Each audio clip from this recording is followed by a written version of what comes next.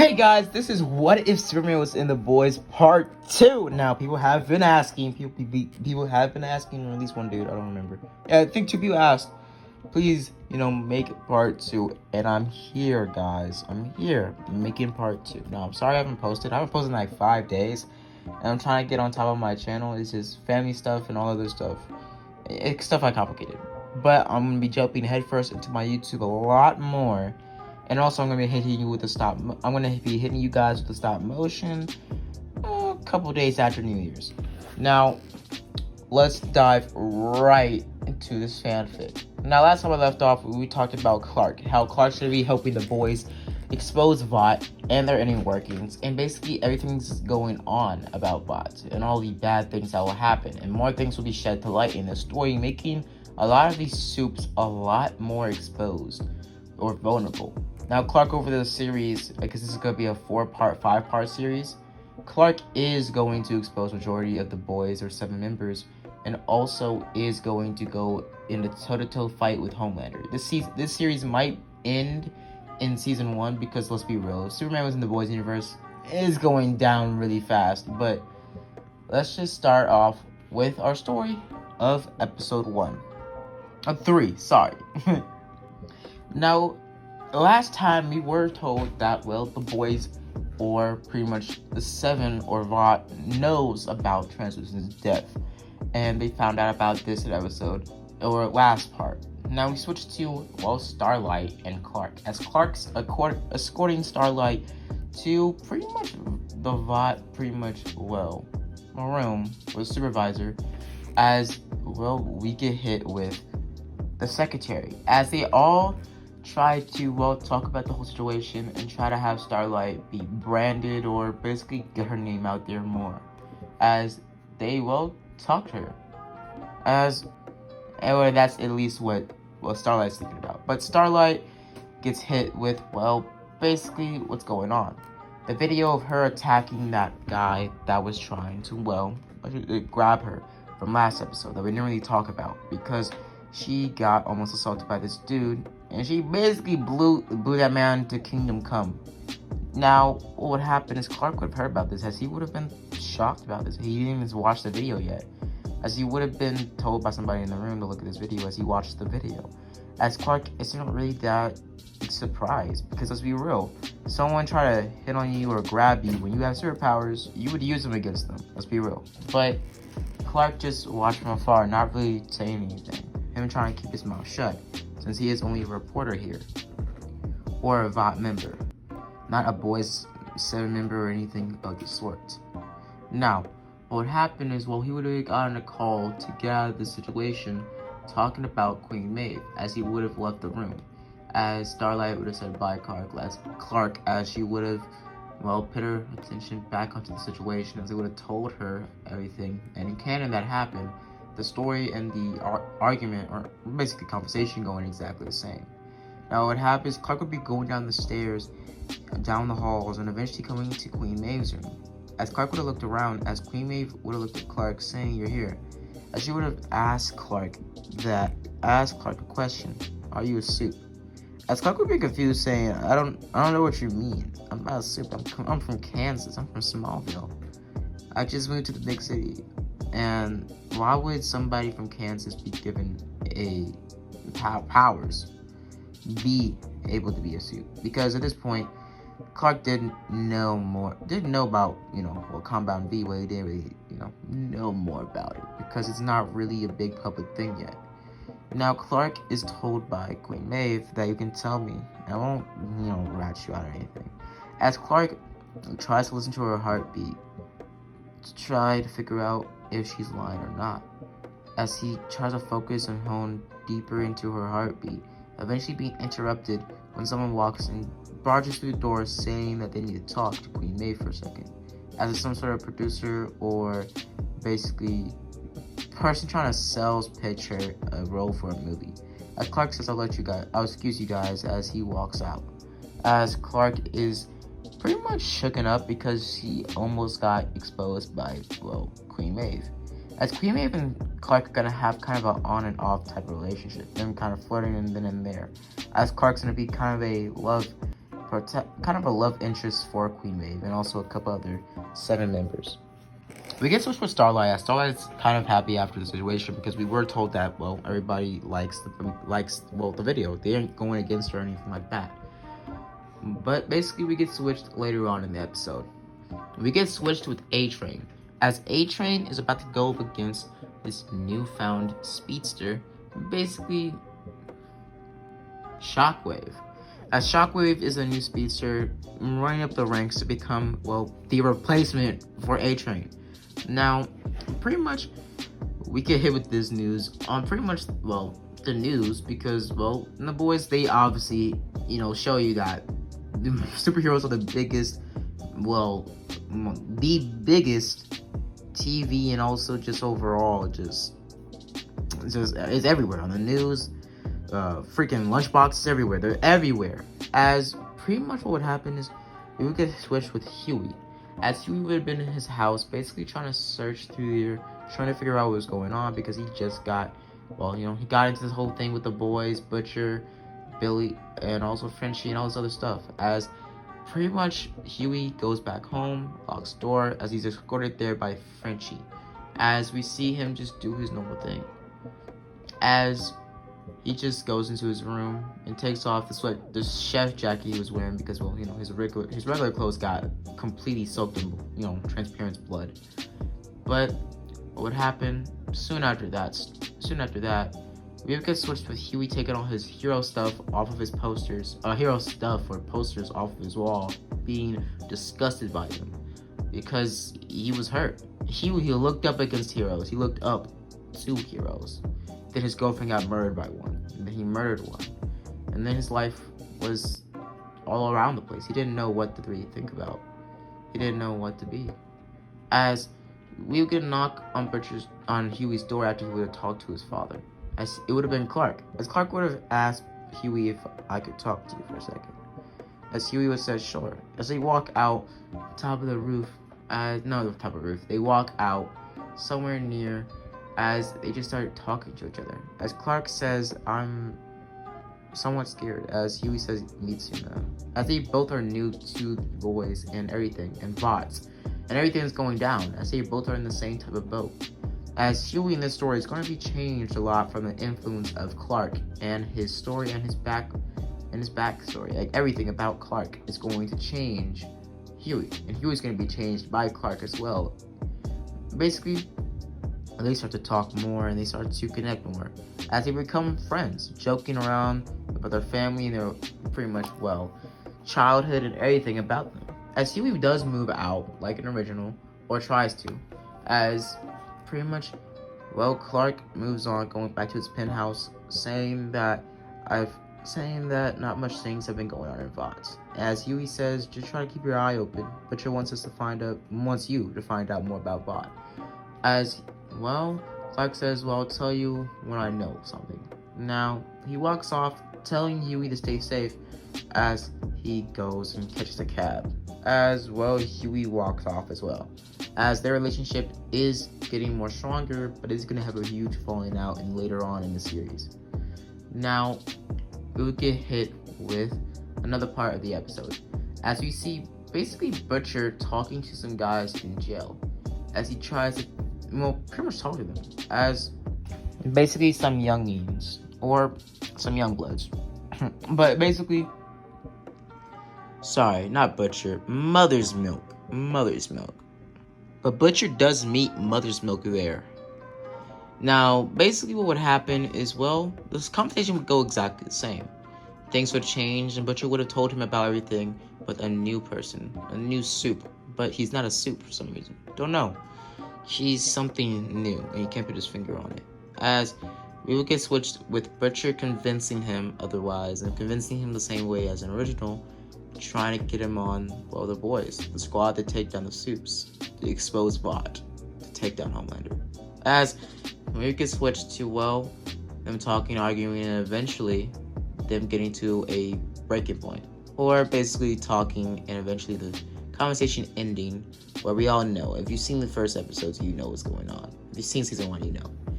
What would happen is, well, we could switch back to Clark. As Clark would have been at the 7th Tower, as we would have seen Homelander have that whole pretty much conversation with Madeline, Madeline, I don't remember her name, Madeline, right? As she would have been talking to him, basically having him taking care of her child, as he would have had like a more cut up exterior, because in this one, in the later seasons, Homelander became a lot more darker, and his hair and his body, his expressions, everything changed throughout the season. I just noticed that now. His whole thing changed throughout the season, making him more chaotic and all this other stuff, making him break down more. And then at the beginning of the season, he was, I guess, somewhat stable. But now, he's just different. Or, at this point in the story, he's different. And he's going to be way more chaotic, and break down way faster in this story.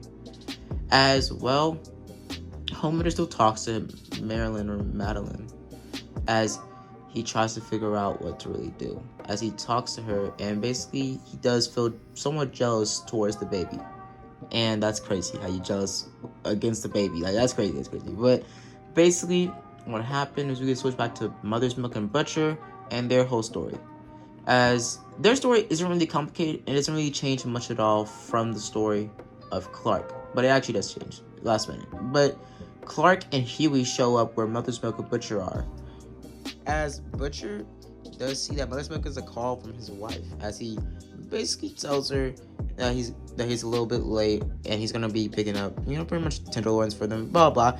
And basically, she's about to hang up, as she says, "Love you," and he says, "Me too," and he has to say it back, so he says, "Love you," and smooches the phone, bro. And Clark and Huey start busting out laughing, especially Frenchie, bro. They start busting up on him, bro. And pause, but they start laughing their asses off. A little bit different because Huey in the original didn't laugh, but basically Clark and Huey laugh a little bit, especially Frenchie and Butcher a little bit. But basically everybody laughs because that's. I'm laughing. I had to rewatch the scene, bro. That was hilarious.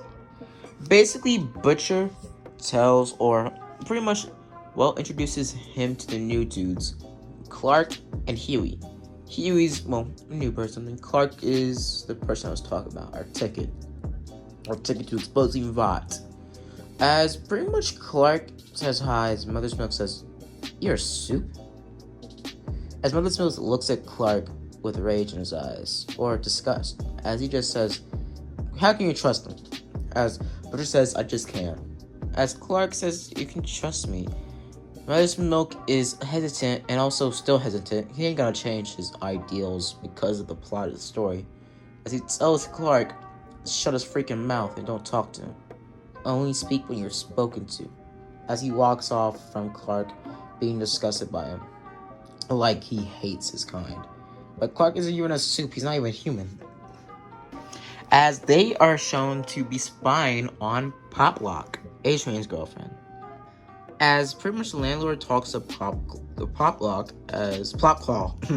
as basically she says she'll leave the check on his desk later.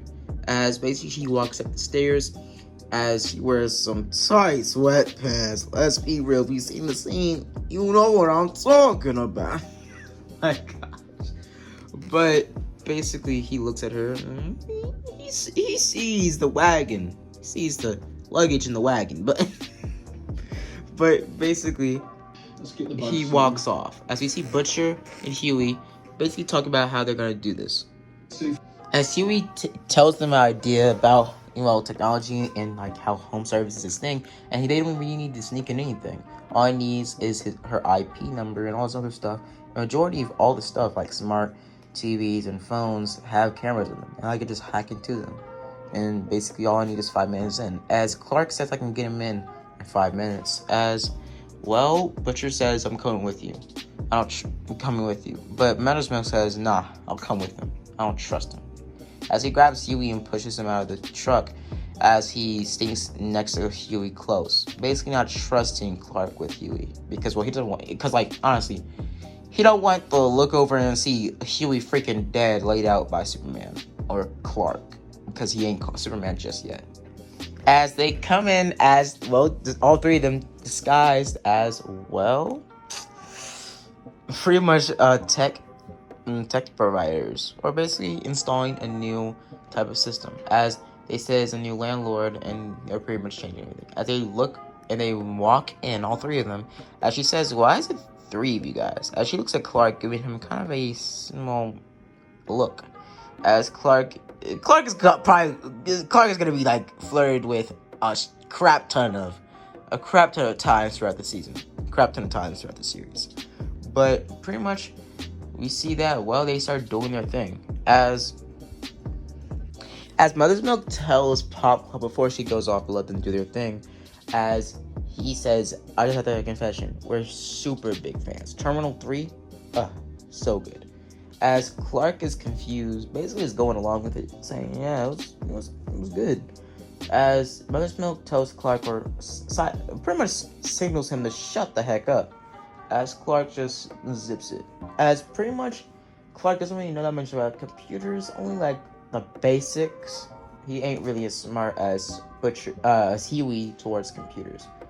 As he just pretty much covers Huey. As we see that she walks off, saying, "You just ask if you need anything else," as she walks off. As Huey does his thing, as he's about to leave, but he sees a wallpaper of A-Train and Popclaw kissing, as he looks at A-Train with rage in his eyes. As Clark tells him that we need to go now. As Mother's Milk does still make the same comment. I can't say it because I just say ain't YouTube friendly. But basically, they get out of there. And Huey was able to do his thing as they dip out of there. As they're leaving, Huey bumps into A-Train. As Butcher and Clark see this, as they know something finna go down. Because Mother's Milk sees what's the body language of Clark. Sees the body language of Huey, and Clark is hearing Huey's heartbeat and hearing how fast it's going. And basically, he pretty much grabs Huey, saying, "Hey, Huey, let's go. Hey, let's go. He doesn't say Huey because, his name tag says differently, but he says, let's go. As he pretty much escorts Huey around A-Train. As Mother's Milk walks past A-Train going back on his route to, Popclaw's room, or apartment. As pretty much, Mother's Milk tells Huey, "You trying to get us killed?"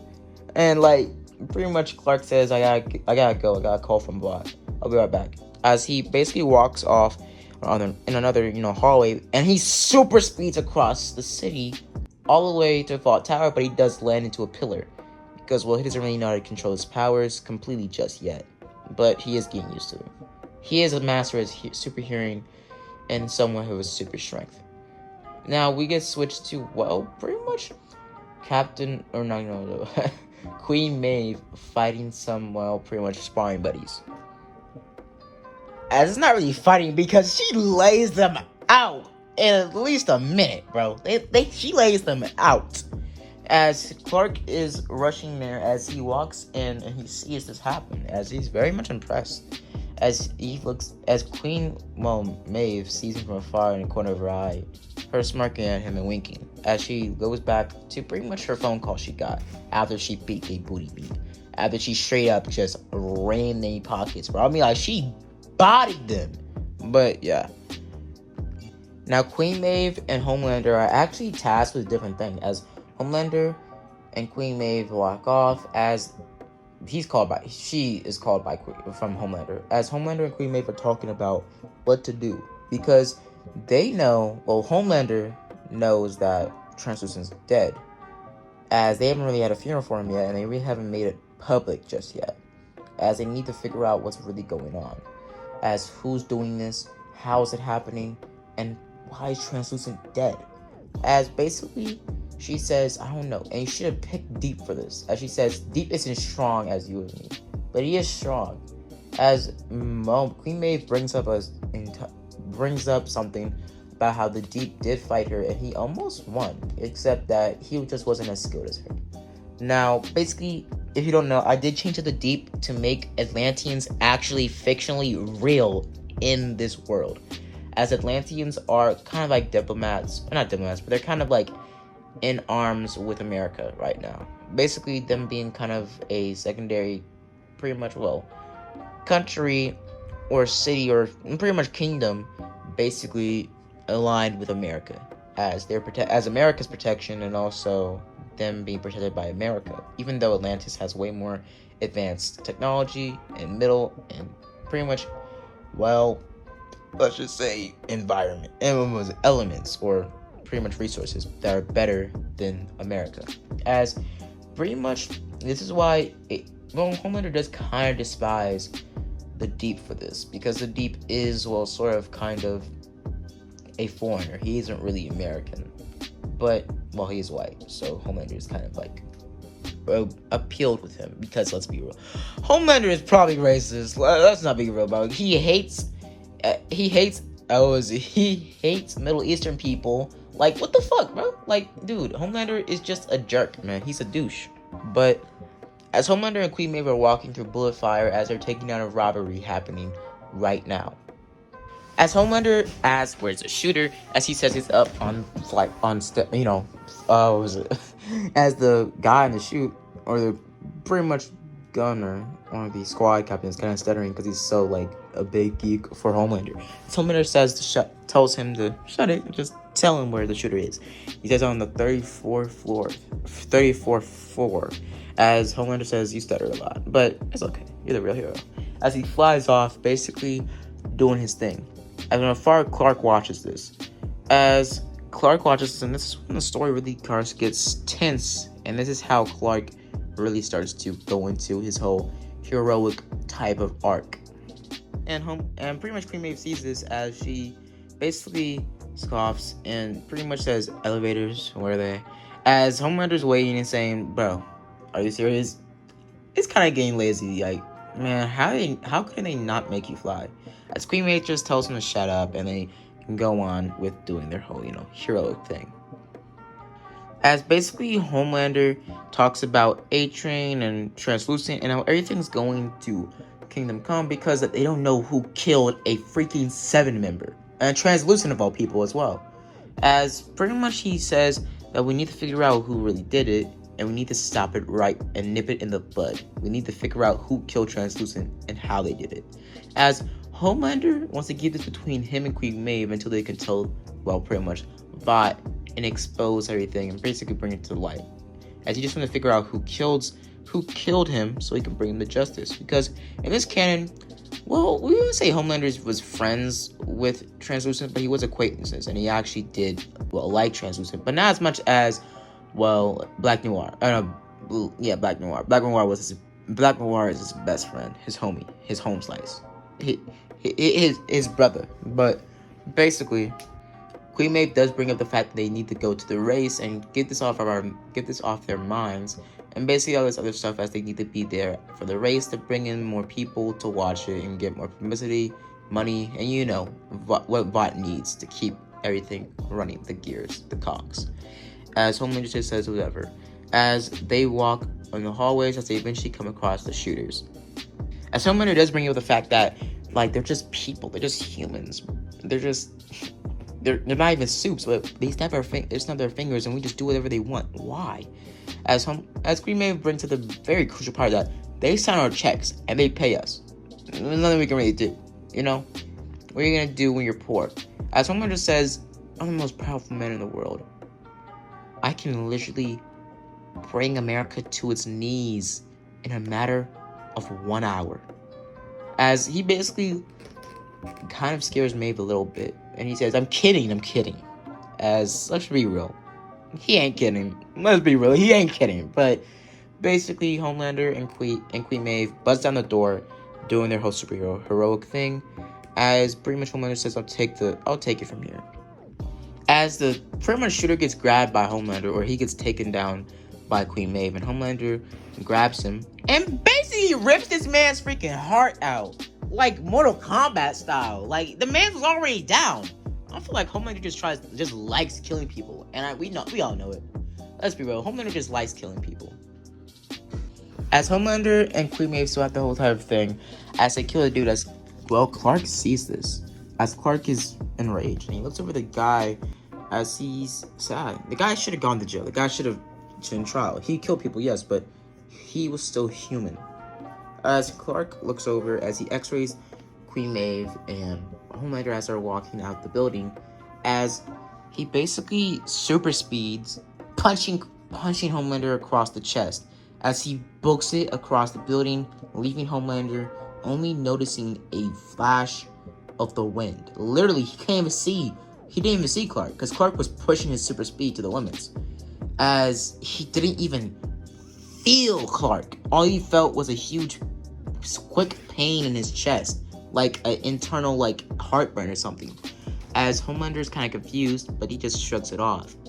First time of him really feeling pain that much, but he just shrugs it off, trying to keep his mind focused on the whole situation with Translucent and everything. But this is a huge, big turn-in, because we now know Clark knows how the Seven work. He knows how of a monster Homelander is. He sort of looked at the Homelander, but he always knew something was wrong. But now, he knows for a fact, Homelander is sick. And we get switched to the boys, and we see them get knocked on the door by Clark, as Clark walks in and looks over as they're spying on Popclaw and A-Train. As Popclaw and A-Train, for they get their freaking dinky on, as they just looking, as eventually, let's just say some weird stuff starts popping up. She starts sucking his toes, like, what the oh, my camera, cut out, but yeah, but like, dude, it was some weird stuff going on, as Clark is kind of just neutral. He was saying, what the as basically, Butcher says, this is how soups are. They're freaky. They're just nasty. As pretty much Huey is just, like, zoned out because he's just focusing on A-Train's face. Like, he wants to kill this dude. As A-Train does talk to her about Shockwave and the race that's coming up, and how if he loses, it's done. He's gonna be the second fastest man in the world. No one wants the second fastest man in the top, in the biggest superhero team in the world. Don't want the second fastest man in there. They want the fastest man, the first fastest man, the top, the first, the first. They want the best in the seven. They can't have the second fastest man in the world. Now, basically, well, A-Train is kind of on edge. He doesn't really know what to think, but she comforts him. As A-Train and Popclaw still have the same type of argument about how he didn't run it by, pretty much everybody, and Steedwell, he didn't run it by her, and they don't really know if they can actually be coupled publicly in the eyes of Vought, or in the world. As she's basically pissed, bro. Like, dude, you lied so bad, bro. Like, A-Train was kind of a bum. He was a slum. He was the worst. He was the worst in season 1. Season 2, season 3. Season 3, he actually started becoming better. Let's be real. Season 3, he actually started becoming a better person, I guess. But season 4, I really want to see him be better, just be better. At least die as a hero, doing the right thing. Because we all know, A-Train is probably going to die. But I really don't want him, though. But basically, they still have the same argument, and everything starts popping off the same. As basically, Clark is watching this, and he's saying this thing getting juicy. Like, he just watching. Like, this is like a whole movie now. Whole drama flick, bro. As basically, they find out more about Compound V, especially Clark. As they talk about how Compound V is like a enhancer. It's some sort of superhero enhancer, a drug for soups. As basically Butcher says, first of all, most importantly, we gotta get some Compound V before we can do any test. As we can switch to the next day, A-Train and Shockwave, the race of the century. As the boys split up, as they start to walk around, basically trying to, see how everything's going down. Basically, Clark and Huey get out, or Clark gets out, basically going with the members, basically watching the show. As Clark says he's just gonna watch and keep an eye on Homelander. And basically Butcher says if anything pops off, take care of it, Clark. As he puts his faith in Clark's abilities, trying to make him into like the muscle of the group. Because he is the muscle of the group. Let's be real. Like, Clark is a freaking, technically a god, but let's be real, Kryptonians are overpowered as freak, dude. Come, the Kryptonians can punch a hole in reality, dude. Superboy Prime punched so hard that he punched a hole in reality itself. Like, dude, that's crazy. But Clark and Huey become reporters because Clark is already a reporter, or he was a reporter for Vought. He does, camera work and all this other stuff. He does behind the scenes stuff with multiple of the 7, all of them. He's eventually going to work with all of them. As Huey basically is a reporter with, Clark as they go out there. As Clark actually is a reporter, so he doesn't really need to, have a disguise or anything. Because if the Soup does see him, they're gonna know he's a reporter for Soups because, he's a famed reporter that worked or got moved to working for Vought. It's on the news and everything. But basically, as Huey and Mother's Milk talk, as Clark gets out of the van before they can talk, as Mother's Milk and Huey still talk the same. As Huey tells him that this job, but I had the detonator in my hand when I killed Translucent. It was like a rush. Like, I felt good for a second. As pretty much Mother's Milk says, I know what this job does to you. I know what it could change. I know what this job makes me feel as well. As they talk the same, eventually the conversation ending off there. As we get switched to Clark's story, or his side of the story of this whole event. As A-Train and Shockwave, their whole introduction with pretty much the whole, ad and everything, campaign opening of the race, as they get ready for the race of the century! Pause. But basically, they get ready for the race. As what happened is, Clark watches from afar as he sees everything happening. As Clark is about 18 to 16 feet away from Queen Maeve and Homelander and where they're standing to watch the race. As Clark is somewhere else taking pictures and Huey somewhere else doing his reporter thing. Now, what would happen is, Queen Maeve from afar would have seen Clark as she would have waved at him a little bit. And pretty much Homelander was seeing this, as he would have been suspicious, him just, letting it go. As before the race starts, Clark goes to the restroom as Homelander dips. As Homelander walks off, as he comes to the restroom where Clark is, as he grabs Clark and basically tells him, so what's your thing with Queen Maeve? I'm seeing you've been talking to her a lot more, reporter. As he would have said, I'm just her manager. I'm not a manager, but I'm a reporter. But he looks at him and says, awesome, buddy. As he grabs his shoulder, squeezing it, trying to intimidate Clark. As Clark's invulnerability kicks in, as he doesn't feel a single thing, as he looks at Homelander and saying, have a good day, as he breaks out of Homelander's grip, as Homelander is shocked beyond belief, him being confused, and just shocked overall, as he looks around, and he looks at his hands saying, did I try? What happened? As he looks over, as he just shrugs it off, trying not to think more about it. Like earlier today, he got hit with a sharp pain in his chest. And then later today, a dude broke out of his hands, broke out of his grip. Homelander's grip, a human, broke out of his grip. As Homelander is confused, as he tries to smell, pretty much Clark's blood to try to figure out if he's a Soup, because he doesn't have compound V in his bloodstream. He doesn't, because Homelander can smell it. But he doesn't have compound V in his system, as he's confused on what is Clark. Is he human? He can't be a Soup. As he's thinking. But he gets pretty much distracted as he just finishes and pretty much washing his hands. As he walks back off into the stands right next to Queen Maeve, watching the race take place.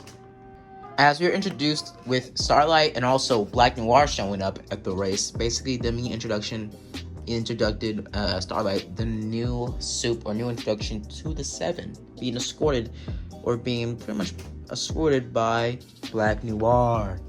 As we're also shown that Butcher earlier in the episode was spying around in the vents, seeing pretty much A-Train and about to pretty much dip on his stuff and take some of his compound V, try to get a sample of it. As we get switched to the other sides of the race, as we see that, pretty much, well, Queen Maeve talks to pretty much the press, everything about it, and saying that if Congress or if the people want us in the military, they can order Congress to do it. It's part of their rights. As, well, basically Queen Maeve isn't wrong though. But let's be real. Who wants regular people with superpowers that aren't trained in any type of military training up on the field? Like, let's be real. Spoilers alert for season 3. But let's be real. Payback was a huge red flag for to let no other soup into the military ever. Basically, Homelander shows up, flying down, looking over to the press as he basically, well, introduces himself as he shows up in a huge flying, earth-shattering landing. As basically, he brings all the attention to himself. As earlier, they did split up on the stands because they did show up there, but they did split up in the stands and then they came back because majority of people weren't there just yet. So it was a bigger crowd, and Homelander flew out of the place, flying back down, trying to get more press to look over on him and get more, eyes on him. Because, he is a Homelander. He's the face of the 7. As Black Noir signs some autographs and shirts and all this other stuff, as he's just getting his, he's getting his publicity. He's getting his pump, he's getting his stuff done. Basically, we get switched to pretty much, the press talking to, Homelander and, Queen Maeve. As from afar, pretty much Clark walks around as he basically looks at, pretty much Black Noir, having an interaction with him. As Black Noir looks at him and basically gives him a note, as he opens the note saying that keep it a secret. As Clark is confused, as pretty much Black Noir gestures him to go the other way. As Clark is kind of confused as he just walks off from Black Noir. As we get switched to Starlight's whole interaction with the kid that dresses like her old outfit, as basically, pretty much they take a picture as she covers up her chest, cause obviously season, bro, the new redesign of the Starlight suit is so vulgar, dude, it's so much cleavage, god damn, and it's tight against her booty, bro, that. It doesn't look like a superhero suit. It looks like a stripper suit, bro. They were just doing too much. I feel like this is reality, though. Let's be real. Actors, performers, singers, dancers, they all need to wear stuff to make themselves look provocative. Because majority of people like that. I'm dude. It's what majority of people like. But I don't see what about them? What about them, bro? You're gonna get hurt because they seen little girls and little boys all around the world seeing all they stuff just covered by little tiny pieces of fabric that can barely even cuff them, or they're barely even pit it on. It's super freaking tight too. They either wear all clothing that covers their body but it's so freaking tight that it doesn't even matter, or clothing that's barely there and it's super tight on top of that. So they're practically naked. It's I don't understand why they do that. But the race pops off as they get ready for the race of the century, even though the race is probably going to be 1 second, let's be real. Because they're freaking speedsters. Ain't they finna do 50 to 60 rounds. They probably have to do about 1,000 laps before they actually, they have to do about 1,000 laps before the race actually starts to look at least a minute or about 5 to 4 seconds long. Because let's be real, 1 lap is probably going to take them at least 1 millisecond to do. Because they are freaking speedsters, man. As Homelander talks to Queen Maeve the same, bringing out his iconic side. I mean, psychotic. As he says, if I ever found out you falling for someone else, I wouldn't be able to take it. As he brings out some bro, yeah, I give props to her. She was smiling the whole time. But what she was saying, bro, that would scare the crap out of anybody on either sex. Imagine your girlfriend tells you that as she's grabbing you by the neck, literally about to choke you out, bro. She got some pressure, got some strength, got some grown man strength behind that hand. You just look at her and you just scared, bro. You scared, dude. Bro, imagine your significant other telling you that. Like, if you fall for anyone else, I don't know if I could take it. As like, bro, they have their hands right around your neck and they can literally just choke your ass out, bro. Like, that's scary, dude. A-Train walks up and, bro, I love A-Train. He's my favorite Submarine member, but let's be real, he was kind of the scum in the first season and the second season. But we're introduced with him as an opening as the race, well, commences. As basically we get switched to another part of the race before it starts, actually, because we get switched to, well, Huey seeing, well, Starlight. Seeing Starlight as he says, Mandy? What? It was you from a bitch? You're Starlight. How did I not notice that? And she said, it's quite comforting you didn't know that. But they start talking, basically buying Frenchie time to go in the locker rooms and grab, well, you know, the stuff, the blue goo, the blue swoo, the compound V. The compound V. I was trying to find another word, but the compound V. As Huey asks, well, Starlight on a little bit of a date, asking, can I buy you some overpriced beer? She says, throw in some overpriced nachos. And he says, lead the way. As they go on, you know, buying Frenchie more time. As Huey talks to Starlight, he turns off his mic, so but you can't listen to him as they talk. And Huey and their relationship kind of get a little bit closer. A little first step to the relationship in the story. Now, we get switched to Clark as Clark's watching watching Homelander from afar, basically being despised of him, basically being, well, not really liking him at all, like how Butcher hates him, or Butcher despises Homelander for a very different reason, but still. As they see A-Train basically blimp out, no one notices it, but he blitz it out, like he beeps away for like a second and comes back. Like, and also, favorite thing about A-Train, the noise he makes when he runs. It's so freaking cool, dude. Like, dude, it's so cool, bro.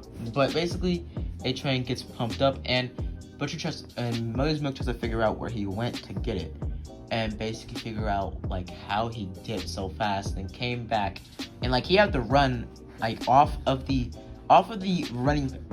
track, run into the locker room somewhere, then grab the compound V, put it in his system, take his range, and suck it out, then put it in his bloodstream, put it back, and then had to put away the compound V and the syringe, or probably get rid of the syringe, and then he had to run back into the exact same spot he ran out of. Like, bro, that's fast! That's fast, bro. But Flash would have done it in, like, literally not even any time. Like, literally less than a nanosecond. As Mother's Milk doesn't find anything, but he does look over to the cameras as he sees, well, Popclaw open a bag or something. As he sees this, he says, I gotta dip real quick, and he leaves. As we can switch back to the main story. Now, we aren't even gonna dip on Mother's Milk's experience just yet with, like, whatever. We're gonna be popping more on Clark. Now, what would happen is, well, as we see before the race commences, Butcher and Homelander lock eyes. So look at each other dead in each other's souls. As we're getting spread off away from that, as the race continues, and, well, who wins? A-Train wins, baby! A-Train wins. And basically, we get switched with Frenchie and pretty much Huey dipping. As Huey and Butcher talk about what happened with Starlight, as Clark did hear the whole thing with the super hearing about how he turned off the speaker and everything, as Clark didn't want to sell out his boy or his newfound friend, as he didn't say anything. As we see that Clark and everybody basically are watching from afar, as Mother's Milk is watching Popclaw, as Popclaw's getting juiced on Compound V, as she's excited and happy that, well, A-Train won, and that there's a little bit of a leverage for him to actually make him and hers relationship, well, bigger, global, you know, just out there. As she decides not to do Compound V, she's about to plug it in her body, but she just puts it down on the table, being happy for her boyfriend. But after the race, after everything goes down, and they go, and basically after the whole thing, A-Train does go on about how he's single and he's open to offers, ladies. And that, well, Popclaw is very much pissed off by this. And she basically gets pumped on Compound V, and she does seduce her landlord, and basically crushes his head with her, I should say, hoo-ha, as pretty much Huey, Butcher, Frenchie, Billy, basically, they all got her where they want her. Because Butcher says he was already dead when he got into the whole thing with her. Because, let's be real, she's pumped on it. And, let's be real, the one thing they have in common, one thing they all have, the one weakness they all have, is their public image. Mess that up, they're done. As pretty much, well, Huey says, we could have saved him. He said, even though if we stopped her, she would have gotten up on him and clawed your freaking head off. There's no stopping him. As soon as he put that mask on, as soon as he got in relations with her, he was already dead. I'm sorry to break it to you, Huey. You're smart, but you aren't bright. One thing we got on her is her public image. And we can get that. We can destroy her with that. With this picture, with this audio, with this sound, with this video, her public image is destroyed. As Butcher and Frenchie go up in there and they give her an offer to tell them everything about Compound B for them to just sort out this whole mess with the dead landlord. As we can switch back to the Vought Tower, as we see that the Deep, Homelander, and Stinwell are all called in there by Homelander. As basically what happens is, well, Homelander explains to them that, well, pretty much we found this. As he tells Deep to show what they found. As he opens the box, as it's basically translucent. As he said, how did it get through his skin? As he says that it wasn't a maniac, it was someone smart. The one thing I can't see through is zinc. And the one thing they used to make this box out of. What was that, Deep? Deep says zinc. As basically pretty simple, Homelander says someone's out there that knows our secrets. Someone out there that's powerful enough and capable and smart enough to go against all of our weaknesses and kill a 7-member like Translucent. We are in danger and we need to find whoever freaking did this now. As Stinwell says, well, we gotta keep it under wraps, but we have to inform their families. If he's dead, we can't keep it up. We can't keep it. We can't keep his identity a secret. We can't keep him not dead a secret. And basically, it's simple. The episode ends off where Homelander and the Deep find out that, well, the box is coming for you. As we know, these people that kill Translucent are looking for war. And they start something they can't finish. As the episode ends off there. Now, guys, I'm going to leave it off here, guys. I was originally going to be doing episode 4. But I'm just going to leave it off here, guys. Now, the Deep and Clark are going to be more focused on in part 2. And I'm going to have Clark do a lot more of action in part 2. Last part 1, I thought I was going to make a lot more action. It was a lot more action, I guess. But it was more funny, I guess. I don't know. I was cracking a lot of jokes. But basically, I'm gonna leave it off here, guys. Hope you guys enjoy the video. Hope you guys like and subscribe. And as always, guys, have a blessed day. And please subscribe. Because, like, none of you are subscribed. Please subscribe, guys. Please, guys. Because I'm going to be doing a big giveaway when I hit 8K. So please subscribe, guys. As always, guys, have a blessed day. Deuces.